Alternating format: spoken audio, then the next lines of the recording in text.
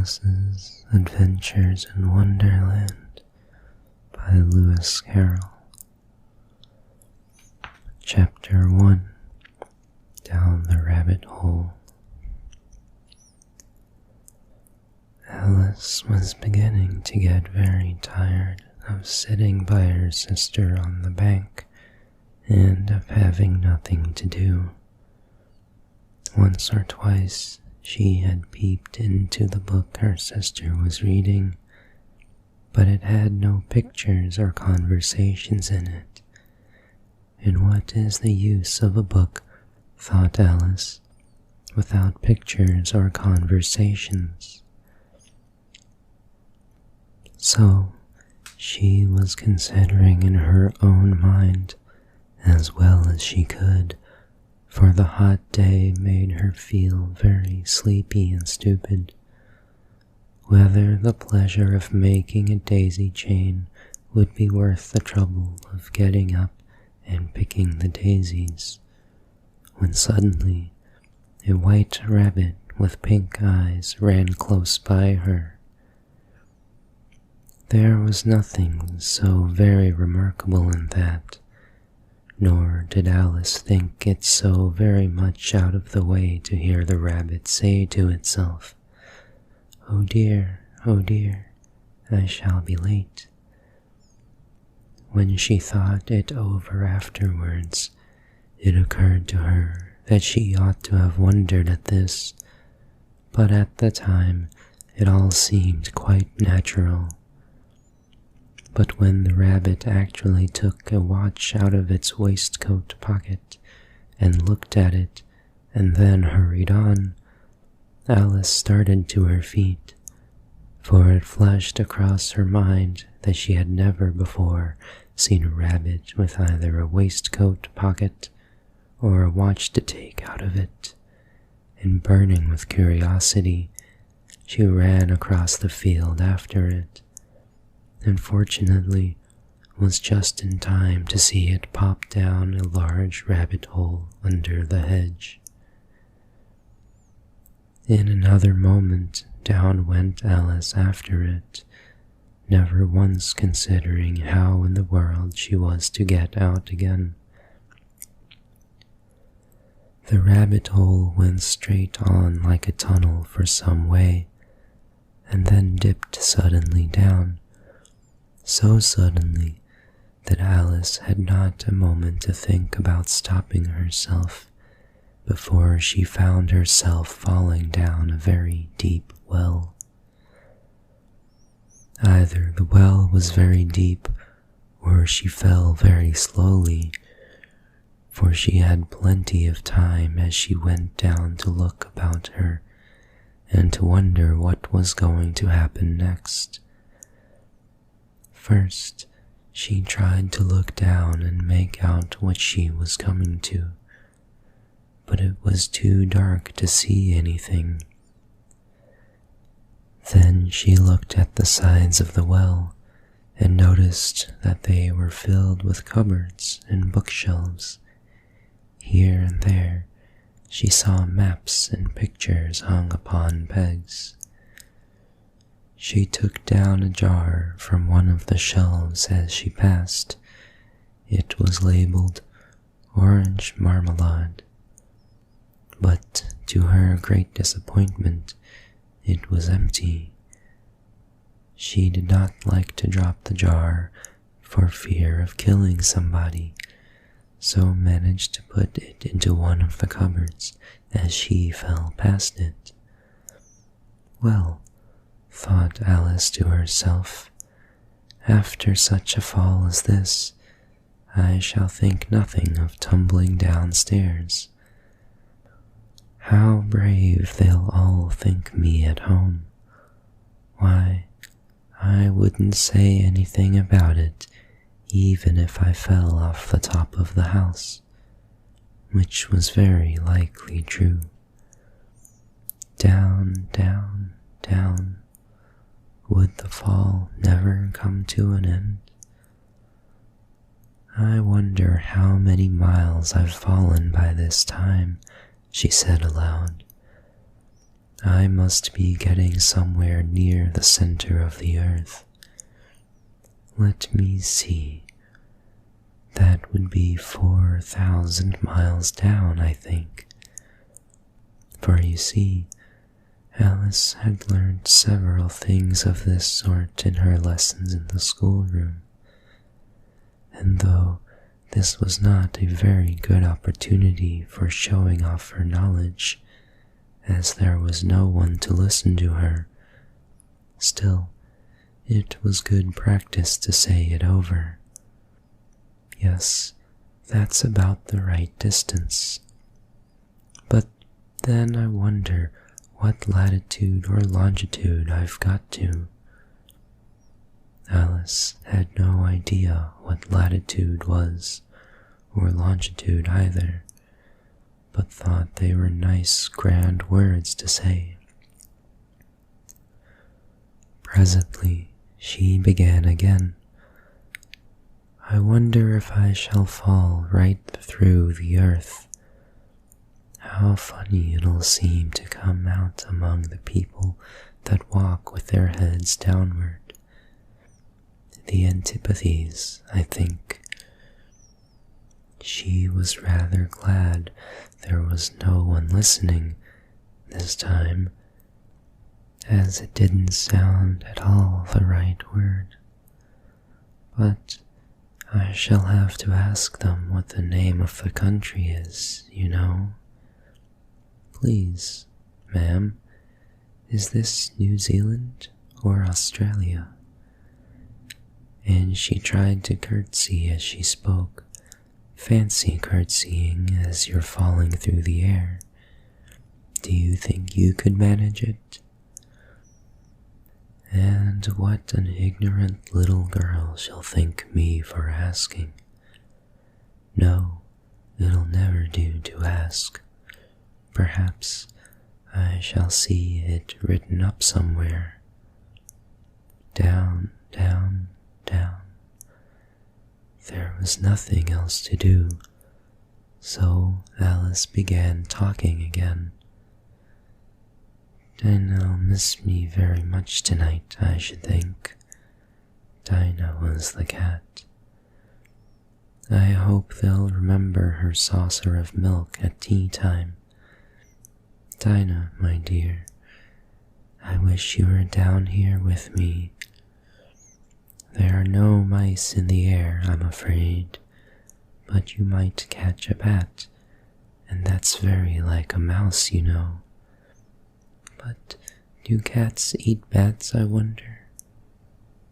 And here Alice began to get rather sleepy, and went on saying to herself, in a dreamy sort of way, Do cats eat bats?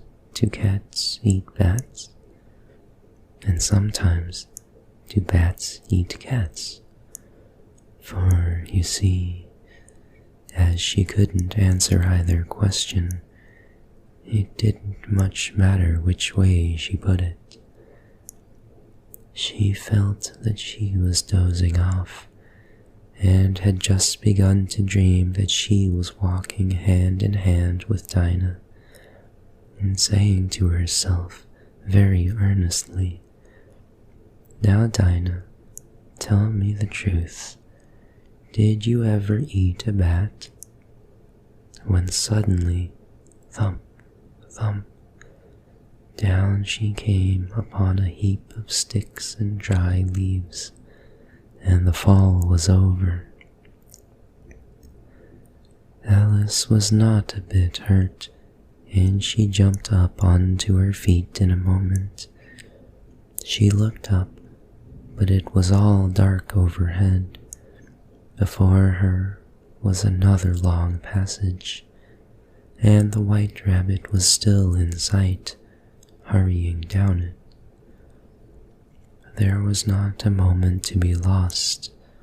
Away went Alice like the wind, and was just in time to hear it say, as it turned a corner, Oh, my ears and whiskers, how late it's getting.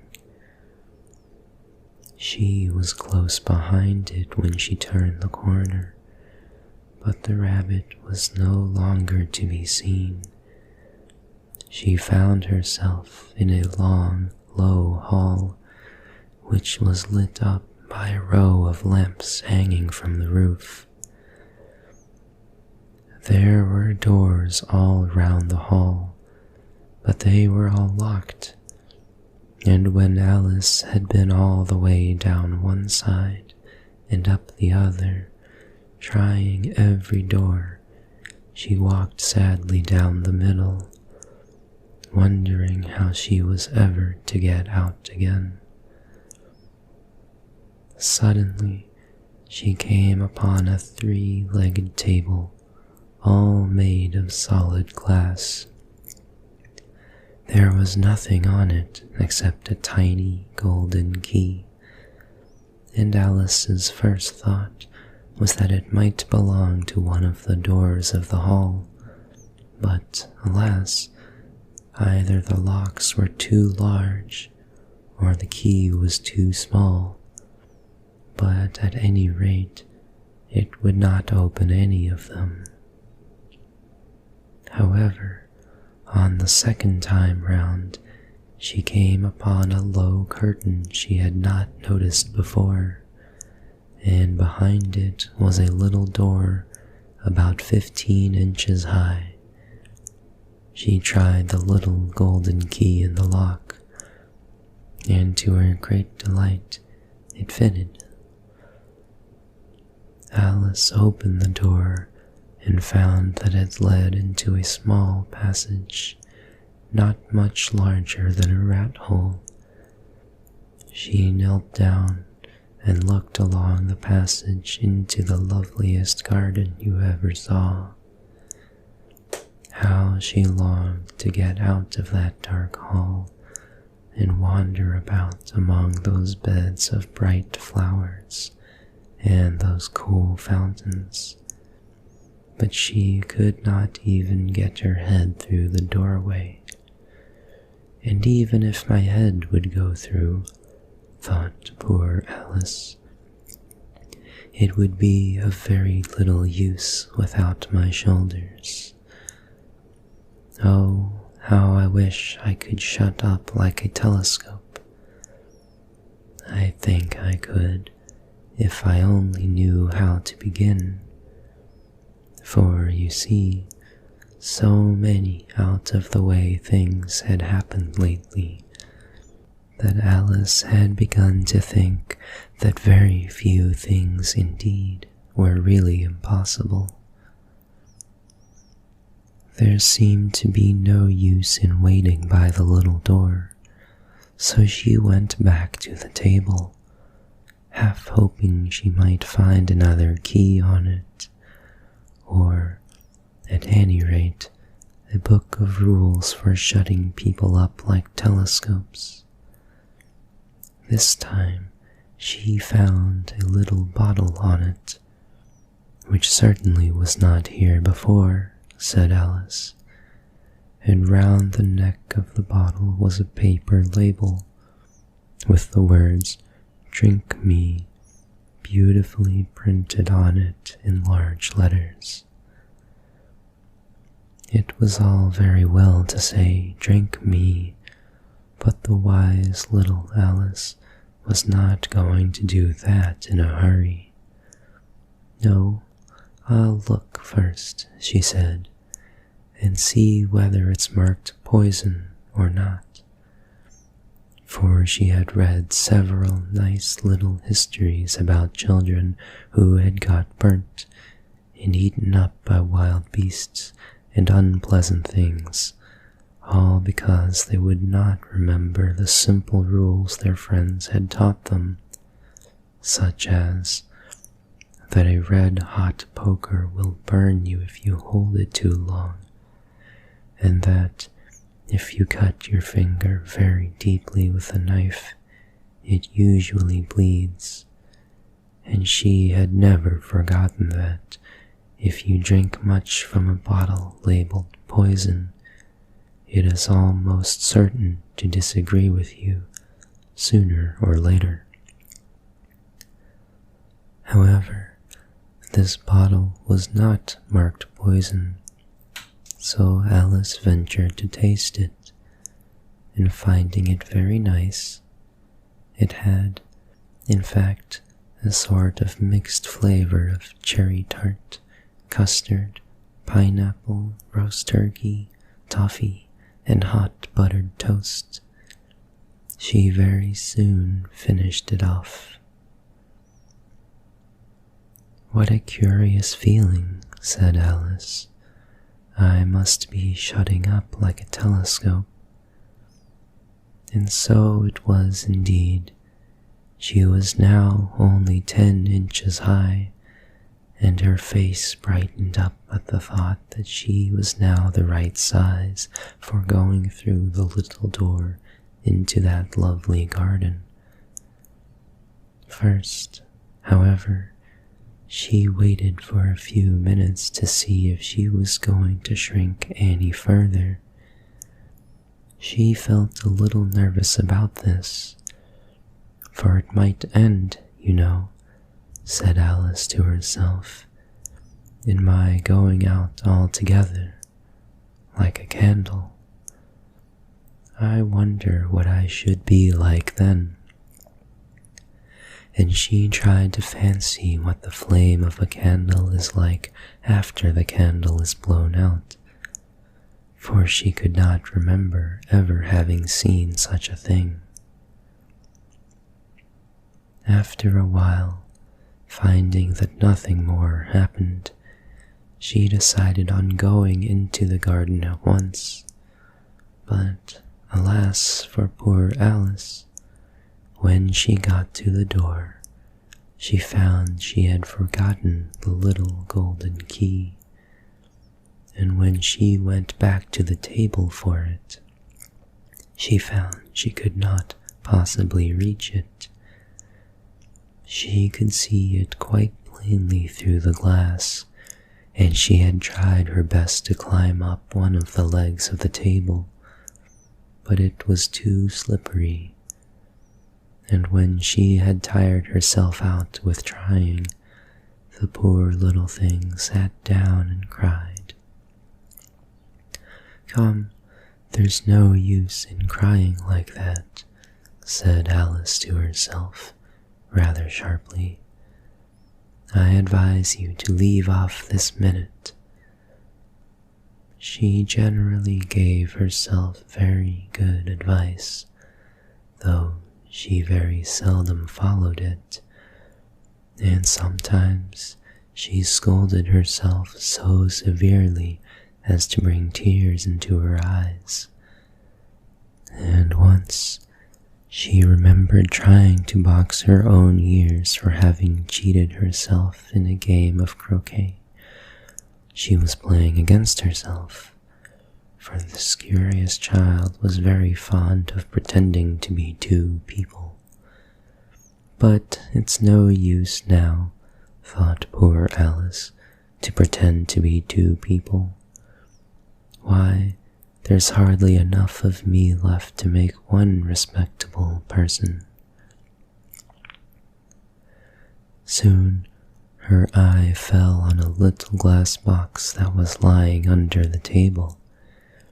She opened it and found in it a very small cake, on which the words "Eat me" were beautifully marked in currants.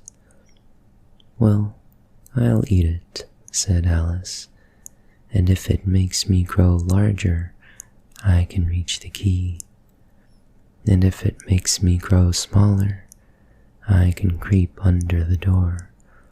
So either way, I'll get into the gardens, and I don't care which happens." She ate a little bit and said anxiously to herself, "Which way? Which way?" holding her hand on top of her head to feel which way it was growing, and she was quite surprised to find that she remained the same size. To be sure, this generally happens when one eats cake, But Alice had got so much into the way of expecting nothing but out-of-the-way things to happen, and it seemed quite dull and stupid for life to go on in the common way. So she set to work and very soon finished off the cake.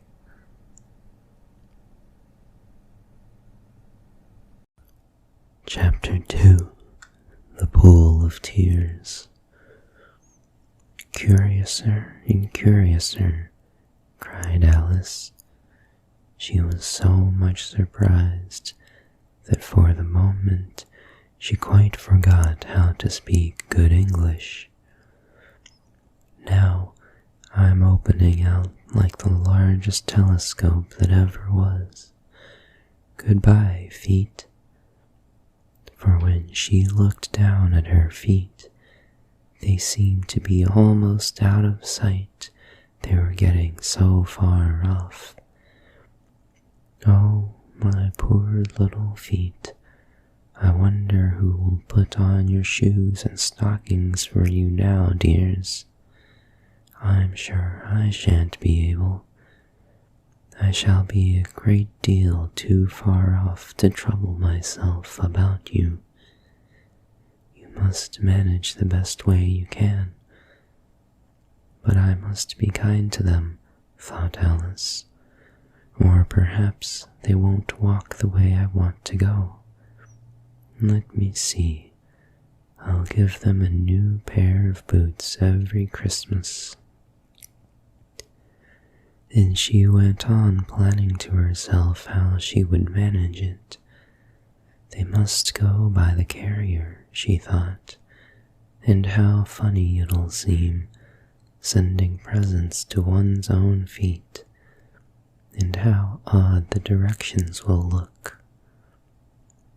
"Alice's right foot, Esquire, hearthrug, near the fender, with Alice's love."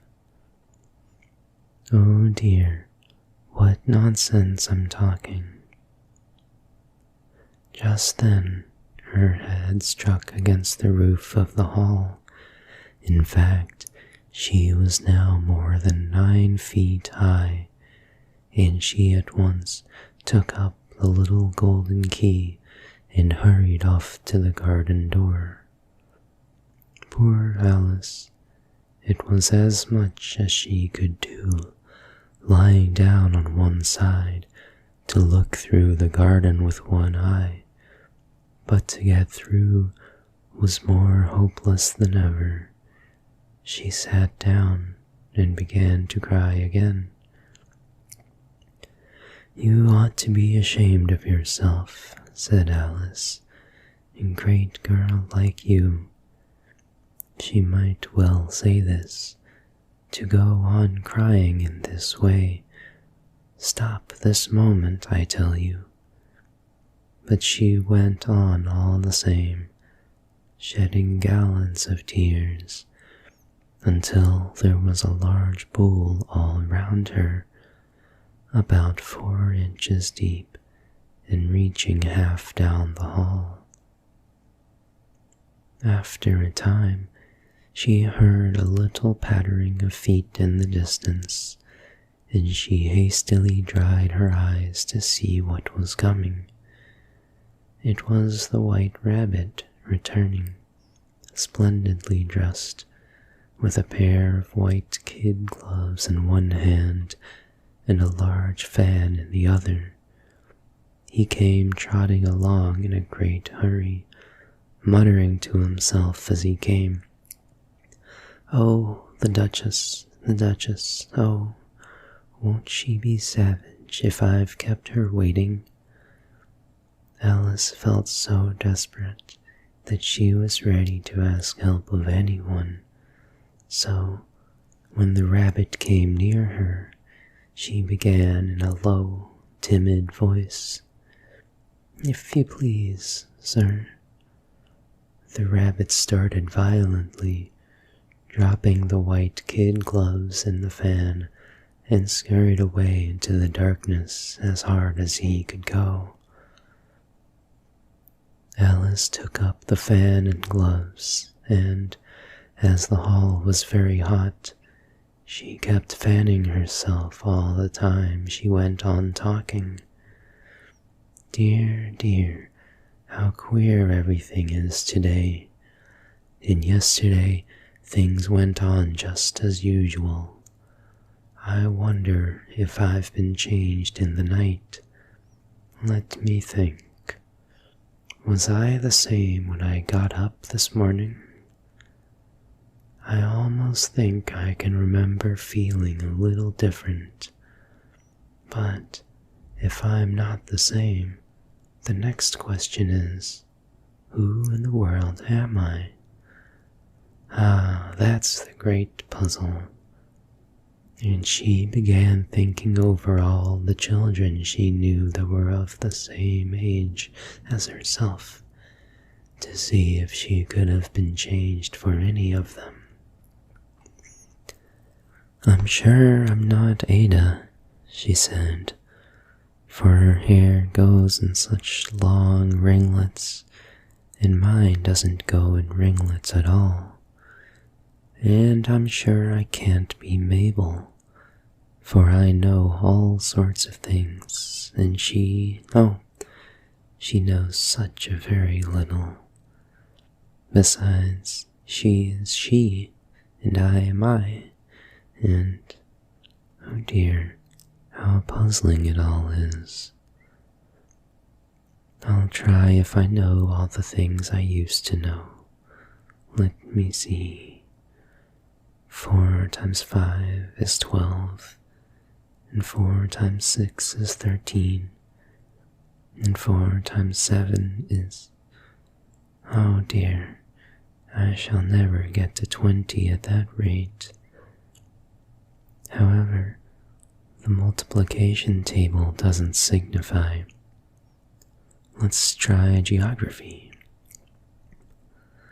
London is the capital of Paris, and Paris is the capital of Rome, and Rome... No, that's all wrong, I'm certain.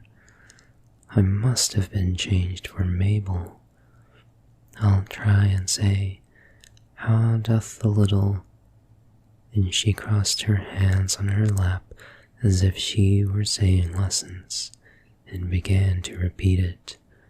But her voice sounded hoarse and strange, and the words did not come the same as they used to do. How doth the little crocodile improve his shining tail, and pour the waters of the Nile on every golden scale? How cheerfully he seems to grin, how neatly spread his claws, and welcome little fishes in with gently smiling jaws. I'm sure those are not the right words, said poor Alice, and her eyes filled with tears again as she went on. I must be Mabel after all, and I shall have to go and live in that poky little house, and have next to no toys to play with, and oh, ever so many lessons to learn. No, I've made up my mind about it. If I'm Mabel, I'll stay down here. It'll be no use their putting their heads down and saying, "Come up again, dear." I shall only look up and say, "Who am I, then? Tell me that first, and then, if I like being that person, I'll come up. If not, I'll stay down here till I'm somebody else." But, oh dear, cried Alice, with a sudden burst of tears, I do wish they would put their heads down. I am so very tired of being all alone here. As she said this, she looked down at her hands, and was surprised to see that she had put on one of the rabbit's little white kid gloves while she was talking. How can I have done that? She thought. I must be growing small again. She got up and went to the table to measure herself by it, and found that, as nearly as she could guess, she was now about 2 feet high and was going on shrinking rapidly. She soon found out that the cause of this was the fan she was holding, and she dropped it hastily, just in time to avoid shrinking altogether. That was a narrow escape, said Alice, a good deal frightened at the sudden change, but very glad to find herself still in existence. And now for the garden. And she ran with all speed back to the little door. But alas, the little door was shut again, and the little golden key was lying on the glass table as before. And things are worse than ever, thought the poor child, for I never was so small as this before, never, and I declare it's too bad that it is. As she said these words, her foot slipped, and in another moment, splash, she was up to her chin in salt water. Her first idea was that she had somehow fallen into the sea, and in that case I can go back by railway, she said to herself.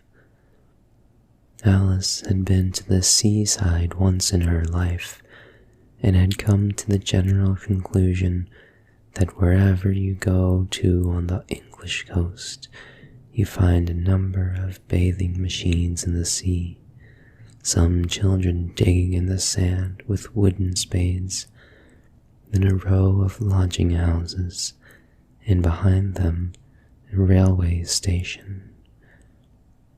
However, she soon made out that she was in the pool of tears which she had wept when she was 9 feet high. I wish I hadn't cried so much, said Alice, as she swam about, trying to find her way out. I shall be punished for it now, I suppose, by being drowned in my own tears. That will be a queer thing, to be sure. However, everything is queer today. Just then, she heard something splashing about in the pool a little way off, and she swam nearer to make out what it was. At first, she thought it might be a walrus or hippopotamus, but then she remembered how small she was now, and she soon made out that it was only a mouse that had slipped in like herself. Would it be of any use now, thought Alice, to speak to this mouse? Everything is so out of the way down here that I should think very likely it can talk. At any rate, there's no harm in trying. So she began, "Oh, Mouse, do you know the way out of this pool?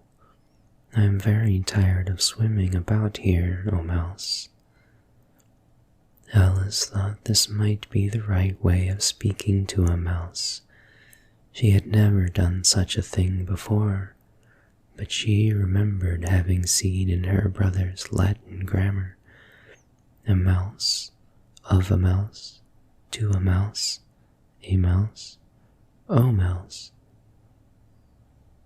The mouse looked at her rather inquisitively, and seemed to her to wink with one of its little eyes, but it said nothing. Perhaps it doesn't understand English, thought Alice. I dare say it's a French mouse, come over with William the Conqueror. For, with all her knowledge of history, Alice had no clear notion how long ago anything had happened. So she began again, Où est ma chatte? Which was the first sentence in her French lesson book. The mouse gave a sudden leap out of the water and seemed to quiver all over with fright. "Oh, I beg your pardon," cried Alice hastily, afraid that she had hurt the poor animal's feelings. "I quite forget you didn't like cats." "Not like cats," cried the mouse in a shrill, passionate voice. "Would you like cats if you were me?" "Well, perhaps not," said Alice in a soothing tone. "Don't be angry about it. And yet, I wish I could show you our cat Dinah. I think you'd take a fancy to cats if you could only see her. She is such a dear, quiet thing," Alice went on, half to herself, as she swam lazily about in the pool. "And she sits purring so nicely by the fire, licking her paws and washing her face, and she is such a nice soft thing to nurse, and she's such a capital one for catching mice. Oh, I beg your pardon," cried Alice again, for this time the mouse was bristling all over, and she felt certain it must be really offended. "We won't talk any more of her if you'd rather not." "We indeed," cried the mouse, who was trembling down to the end of his tail. "As if I would talk on such a subject. Our family always hated cats. Nasty, low, vulgar things. Don't let me hear the name again." "I won't indeed," said Alice, in a great hurry to change the subject of conversation. Are you fond of dogs?" The mouse did not answer, so Alice went on eagerly. "There is such a nice little dog near our house I should like to show you. A little bright-eyed terrier, you know, and oh, such long, curly brown hair. And it'll fetch things when you throw them, and it'll sit up and beg for its dinner, and all sorts of things. I can't remember half of them. And it belongs to a farmer, you know, and he says it's so useful. It's worth £100. He says it kills all the rats and, oh dear," cried Alice in a sorrowful tone, "I'm afraid I've offended it again," for the mouse was swimming away from her as hard as it could go, and making quite a commotion in the pool as it went. So she called softly after it, "Mouse, dear, do come back again, and we won't talk about cats or dogs either if you don't like them." When the mouse heard this, it turned round and swam slowly back to her.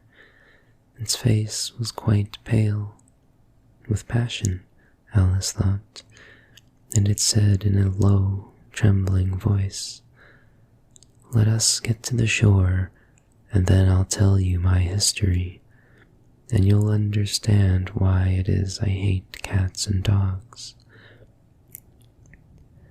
It was high time to go, for the pool was getting quite crowded with the birds and animals that had fallen into it. There were a duck and a dodo, a lory and an eaglet, and several other curious creatures. Alice led the way, and the whole party swam to the shore.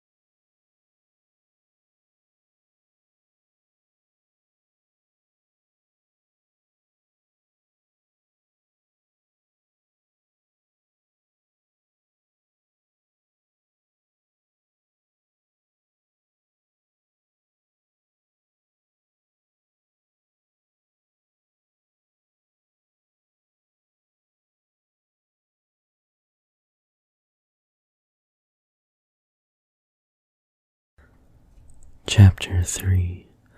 A Caucus Race and a Long Tail. They were indeed a queer-looking party that assembled on the bank. The birds with draggled feathers, the animals with their fur clinging close to them, and all dripping wet, cross, and uncomfortable. The first question, of course, was how to get dry again. They had a consultation about this, and after a few minutes, it seemed quite natural to Alice to find herself talking familiarly with them, as if she had known them all her life. Indeed, she had quite a long argument with the Lory, who at last turned sulky and would only say, "I am older than you and must know better." And this Alice would not allow without knowing how old it was, and as the Lory positively refused to tell its age, there was no more to be said. At last the mouse, who seemed to be a person of authority among them, called out, "Sit down, all of you, and listen to me. I'll soon make you dry enough."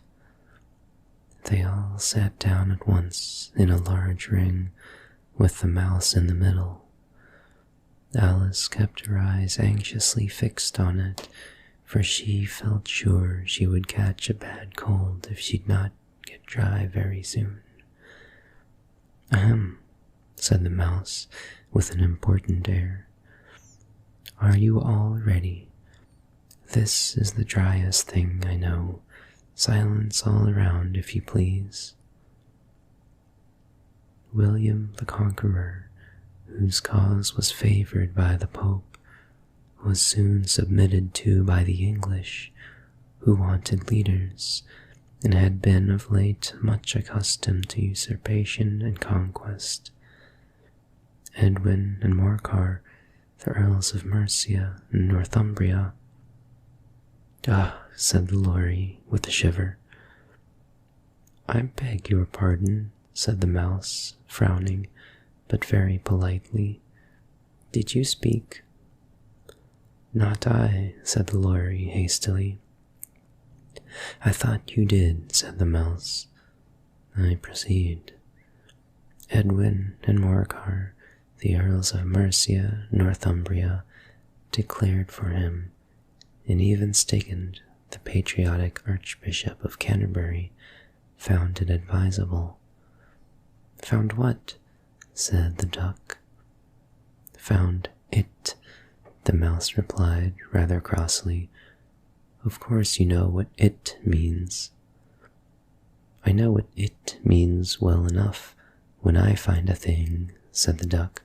"It's generally a frog or a worm. The question is, what did the Archbishop find?" The mouse did not notice this question, but hurriedly went on.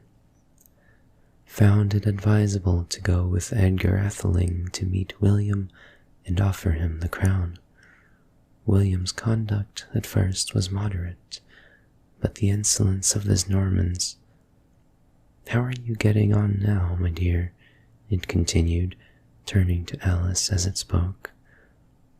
"As wet as ever," said Alice in a melancholy tone.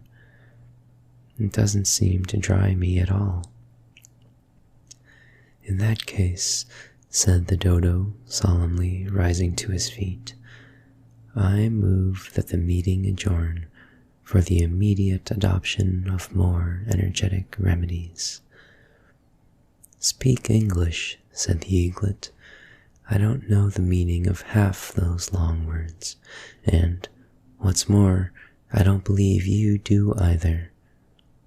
And the eaglet bent down its head to hide a smile. Some of the other birds tittered audibly. "What I was going to say," said the Dodo in an offended tone, "was that the best thing to get us dry would be a caucus race." "What is a caucus race?" said Alice. Not that she wanted much to know, but the dodo had paused as if it thought that somebody ought to speak, and no one else seemed inclined to say anything. Why, said the dodo, the best way to explain it is to do it. And as you might like to try the thing yourself some winter day, I will tell you how the dodo managed it. First, it marked out a race course in a sort of circle. The exact shape doesn't matter, it said. And then all the party were placed along the course, here and there. There was no 1, 2, 3, and away, but they began running when they liked, and left off when they liked. So it was not easy to know when the race was over. However, when they had been running half an hour or so, and were quite dry again, the dodo suddenly called out, "The race is over," and they all crowded round it, panting and asking, "But who has won?" This question the dodo could not answer without a great deal of thought, and it sat for a long time with one finger pressed upon its forehead, the position in which you usually see Shakespeare in pictures of him, while the rest waited in silence. At last the dodo said, "Everybody has won, and all must have prizes." "But who is to give the prizes?" quite a chorus of voices asked.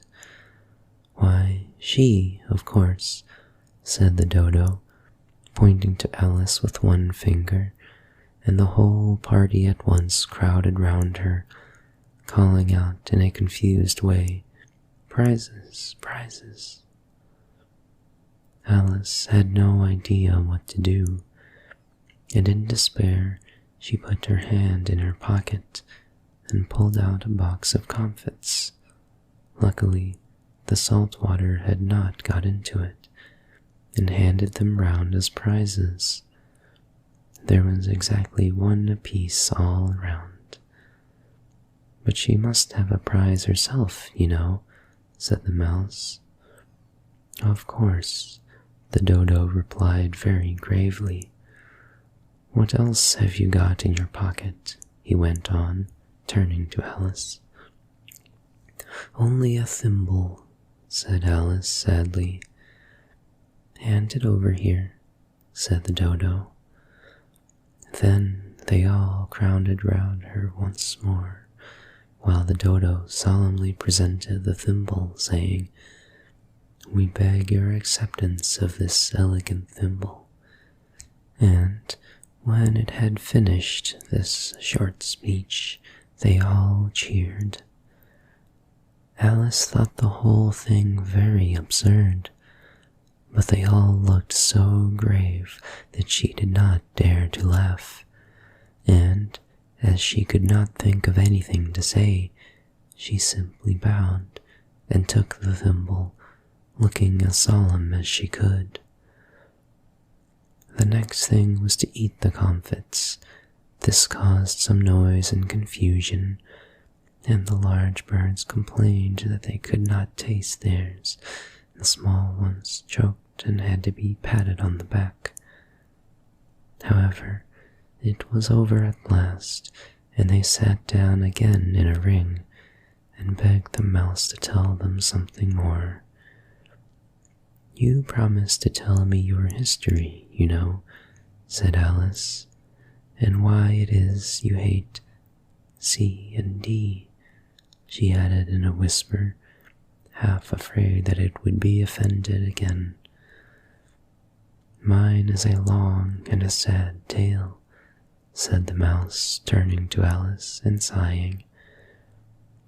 "It is a long tale, certainly," said Alice, looking down with wonder at the mouse's tail.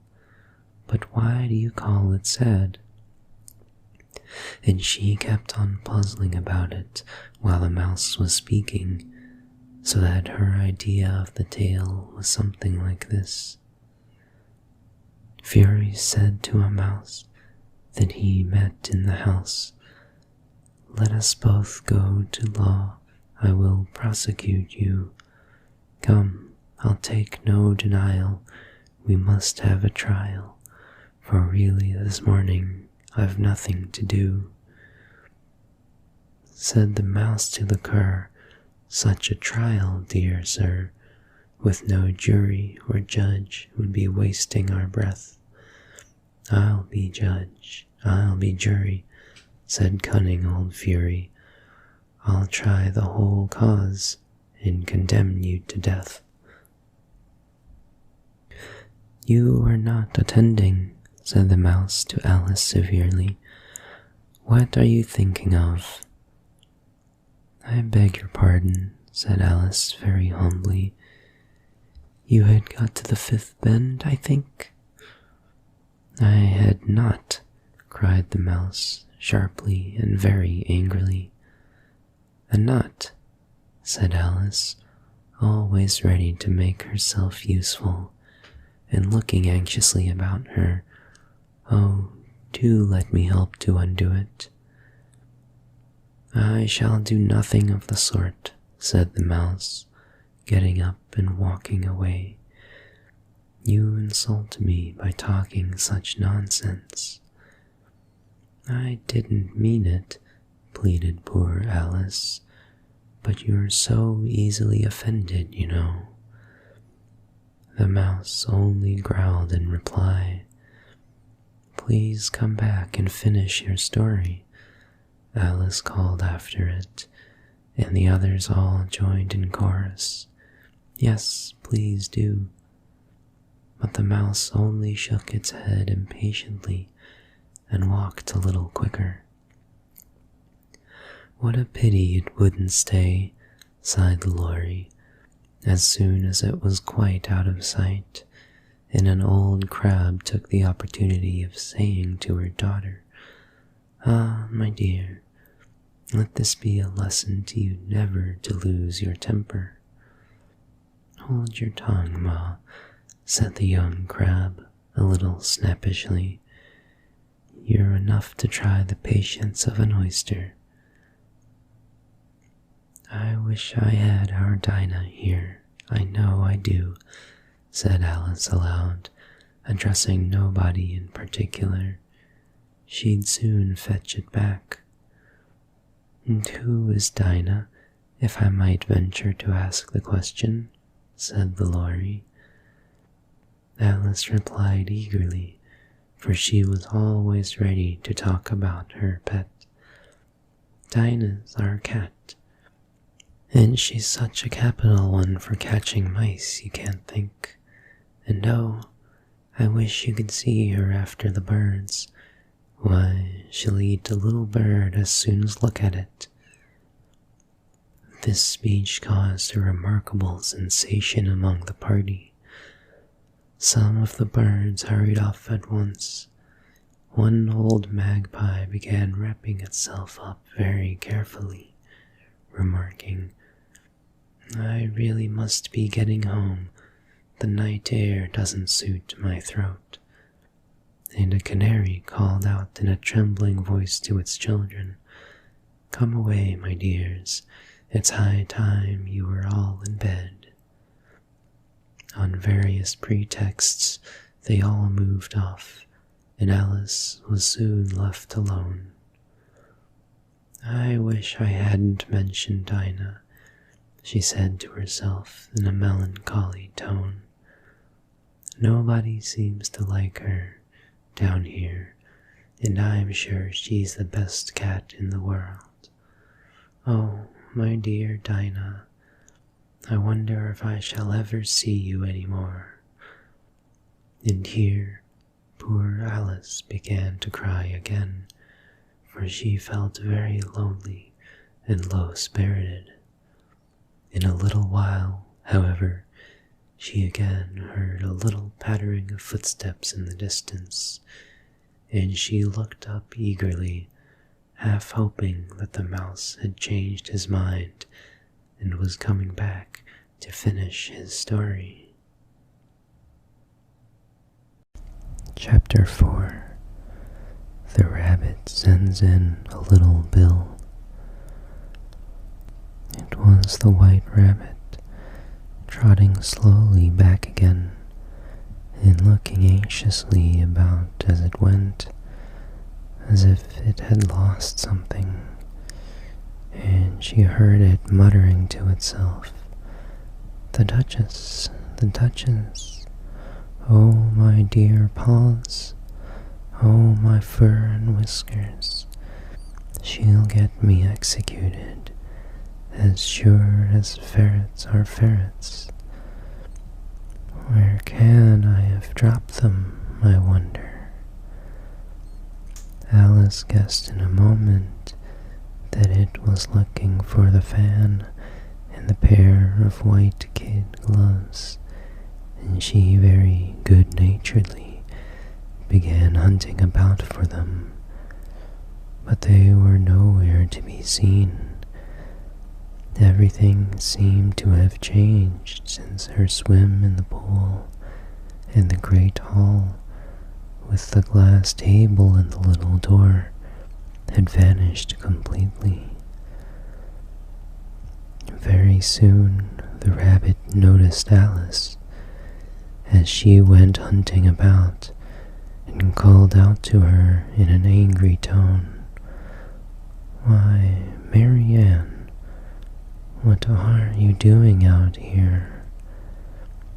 Run home this moment and fetch me a pair of gloves and a fan. Quick, now."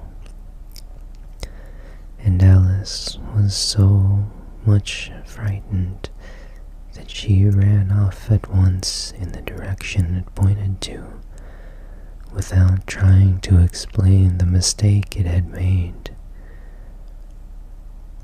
"He took me for his housemaid," she said to herself as she ran. "How surprised he'll be when he finds out who I am. But I'd better take him his fan and gloves, that is, if I can find them." As she said this, she came upon a neat little house, on the door of which was a bright brass plate with the name W. Rabbit engraved upon it. She went in without knocking, and hurried upstairs, in great fear lest she should meet the real Mary Ann, and be turned out of the house before she had found the fan and gloves. "How queer it seems," Alice said to herself, "to be going messages for a rabbit. I suppose Dinah will be sending me on messages next." And she began fancying the sort of thing that would happen. "Miss Alice, come here directly and get ready for your walk." "Coming in a minute, nurse, but I've got to see that the mouse doesn't get out. Only I don't think," Alice went on, "that they'd let Dinah stop in the house if it began ordering people about like that." By this time, she had found her way into a tidy little room with a table in the window, and on it, as she had hoped, a fan and 2 or 3 pairs of tiny white kid gloves. She took up the fan and a pair of the gloves, and was just going to leave the room when her eye fell upon a little bottle that stood near the looking-glass. There was no label this time with the words "Drink me," but nevertheless she uncorked it and put it to her lips. "I know something interesting is sure to happen," she said to herself, "whenever I eat or drink anything, so I'll just see what this bottle does. I do hope it'll make me grow large again, for really, I'm quite tired of being such a tiny little thing." It did so indeed, and much sooner than she had expected. Before she had drunk half the bottle, she found her head pressing against the ceiling and had to stoop to save her neck from being broken. She hastily put down the bottle, saying to herself, "That's quite enough. I hope I shan't grow any more. As it is, I can't get out at the door. I do wish I hadn't drunk quite so much." Alas, it was too late to wish that. She went on growing and growing, and very soon had to kneel down on the floor. In another minute, there was not even room for this, and she tried the effect of lying down with one elbow against the door and the other arm curled round her head. Still she went on growing, and as a last resource, she put one arm out of the window and one foot up the chimney, and said to herself, "Now I can do no more, whatever happens. What will become of me?" Luckily for Alice, the little magic bottle had now had its full effect, and she grew no larger. Still, it was very uncomfortable, and as there seemed to be no sort of chance of her ever getting out of the room again, no wonder she felt unhappy. It was much pleasanter at home, thought poor Alice, when one wasn't always growing larger and smaller, and being ordered about by mice and rabbits. I almost wish I hadn't gone down that rabbit hole. And yet, it's rather curious, you know, this sort of life. I do wonder what can have happened to me. When I used to read fairy tales, I fancied that kind of thing never happened. And now, here I am, in the middle of one. There ought to be a book written about me, that there ought. And when I grow up, I'll write one. But I'm grown up now, she added in a sorrowful tone. At least, there's no room to grow up anymore here. But then, thought Alice, shall I never get any older than I am now? That'll be a comfort, one way, never to be an old woman. But then, always to have lessons to learn. Oh, I shouldn't like that.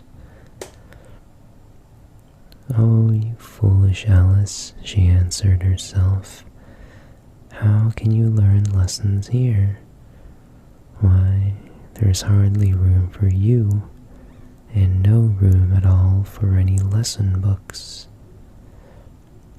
And so she went on, taking turning first one side and then the other, and making quite a conversation of it all together.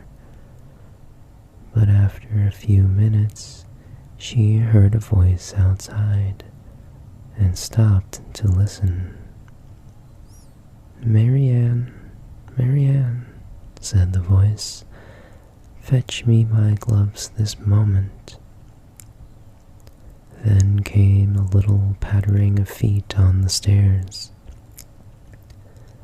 Alice knew it was the rabbit coming to look for her, and she trembled till she shook the house, quite forgetting that she was now about 1,000 times larger as the rabbit, and had no reason to be afraid of it.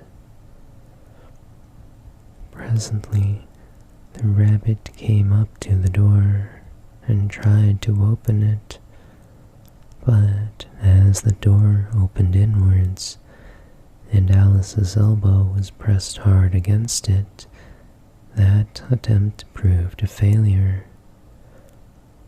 Alice heard it say to itself, "Then I'll go around and get in at the window."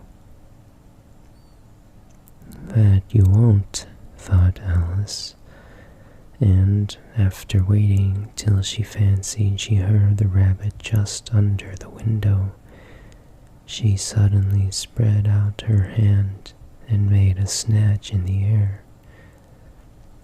She did not get hold of anything, but she heard a little shriek and a fall and a crash of broken glass, from which she concluded that it was just possible it had fallen into a cucumber frame or something of the sort. Next came an angry voice, the rabbit's. "Pat, Pat, where are you?"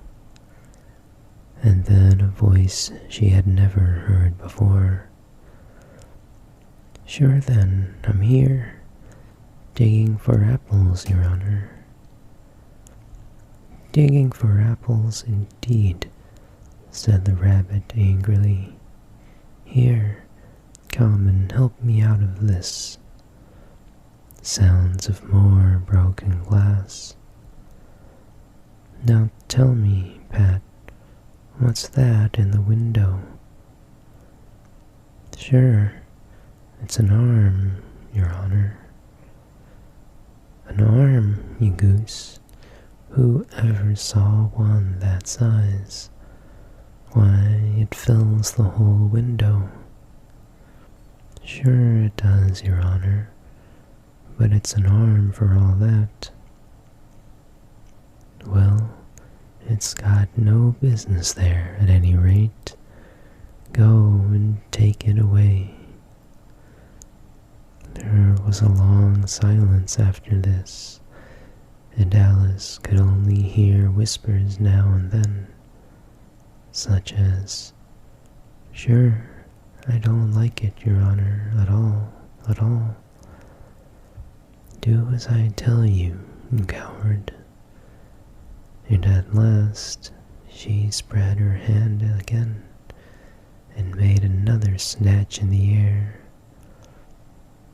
This time there were 2 little shrieks and more sounds of broken glass.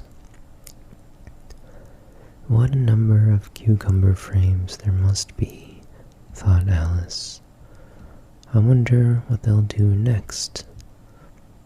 As for pulling me out of the window, I only wish they could. I'm sure I don't want to stay in here any longer." She waited for some time without hearing anything more. At last came a rumbling of little cartwheels, and the sound of a good many voices all talking together. She made out the words, "Where's the other ladder? Why, I hadn't to bring but one. Bill's got the other. Bill, fetch it here, lad. Here, put 'em up at this corner. No, tie 'em together first.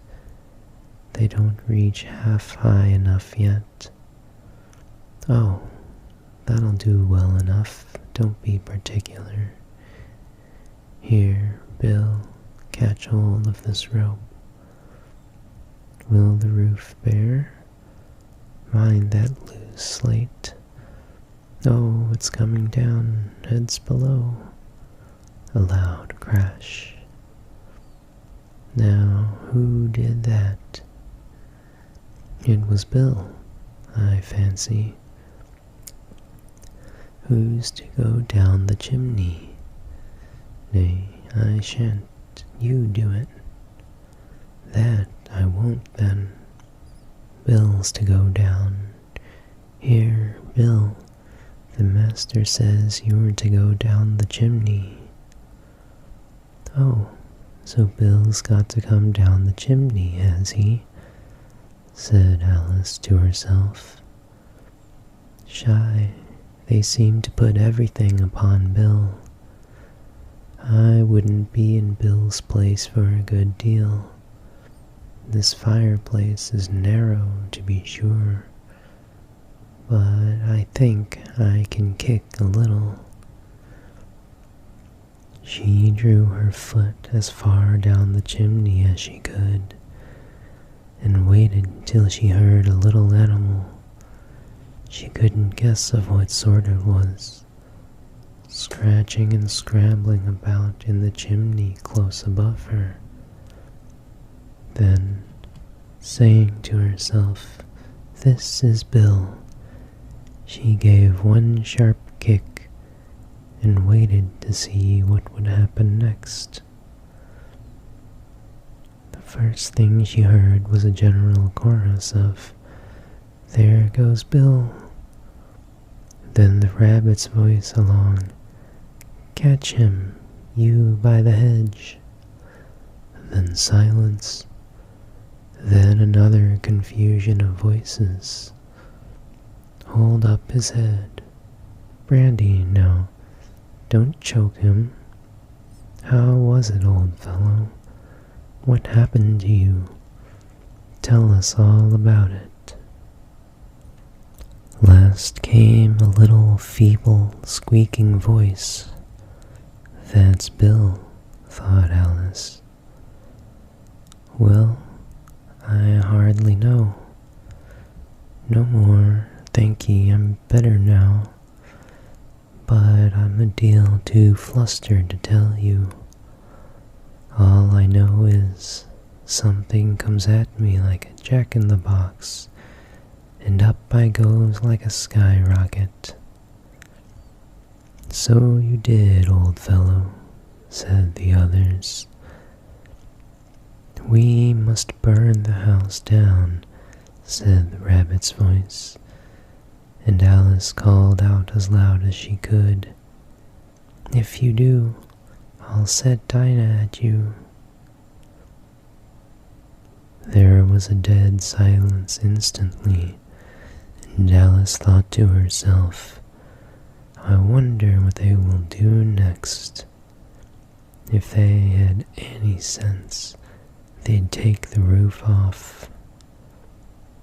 After a minute or two, they began moving about again, and Alice heard the rabbit say, "A barrowful will do to begin with." "A barrowful of what?" thought Alice, but she had not long to doubt, for the next moment a shower of little pebbles came rattling in at the window, and some of them hit her in the face. "I'll put a stop to this," she said to herself, and shouted out, "You better not do that again," which produced another dead silence. Alice noted with some surprise that the pebbles were all turning into little cakes as they lay on the floor, and a bright idea came into her head. If I eat one of these cakes, she thought, it's sure to make some change in my size. And as it can't possibly make me larger, it must make me smaller, I suppose. So she swallowed one of the little cakes, and was delighted to find that she began shrinking directly. As soon as she was small enough to get through the door, she ran out of the house and found quite a crowd of little animals and birds waiting outside. The poor little lizard, Bill, was in the middle, being held up by 2 guinea pigs who were giving it something out of a bottle. They all made a rush at Alice the moment she appeared, but she ran off as hard as she could, and soon found herself safe in a thick wood. "The first thing I've got to do," said Alice to herself as she wandered about in the wood, "is to grow to my right size again, and the second thing is to find my way into that lovely garden. I think that will be the best plan." It sounded an excellent plan, no doubt, and very neatly and simply arranged. The only difficulty was that she had not the smallest idea how to set about it, and while she was peering about anxiously among the trees, a sharp little bark just over her head made her look up in a great hurry.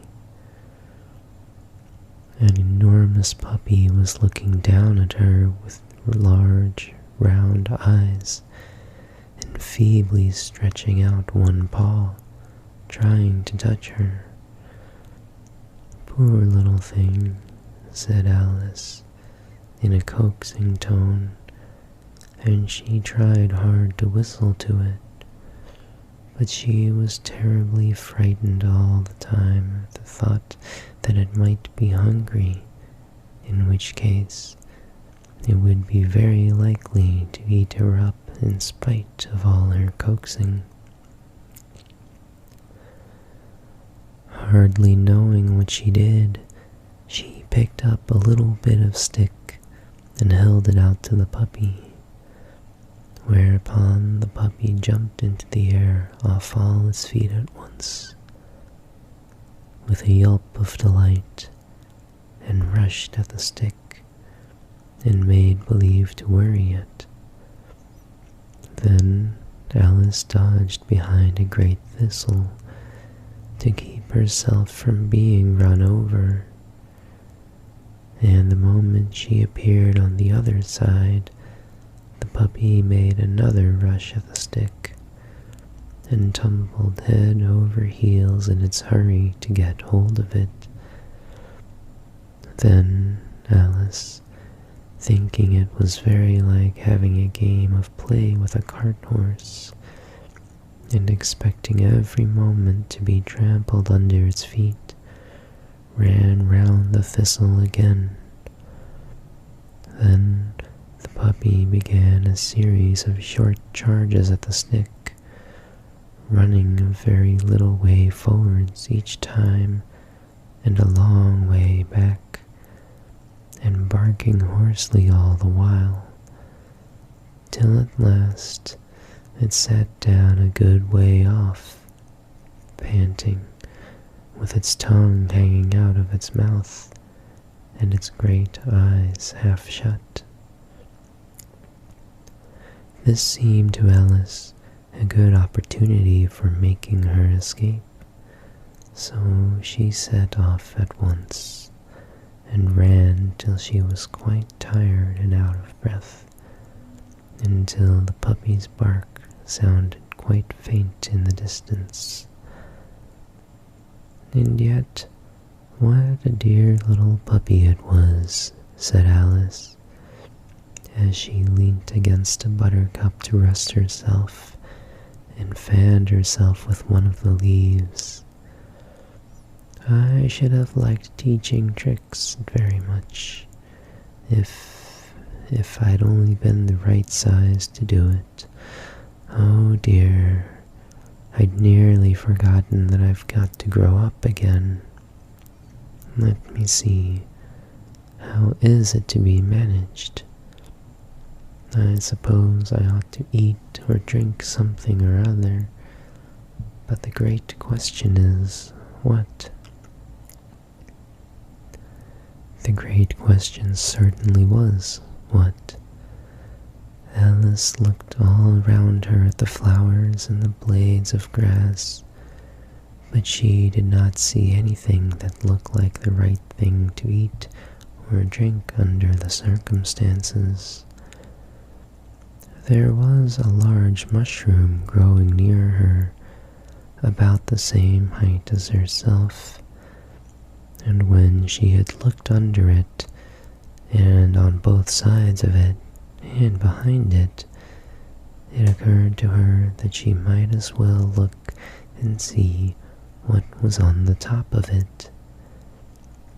She stretched herself up on tiptoe and peeped over the edge of the mushroom, and her eyes immediately met those of a large caterpillar that was sitting on the top with its arms folded, quietly smoking a long hookah, and taking not the smallest notice of her or anything else.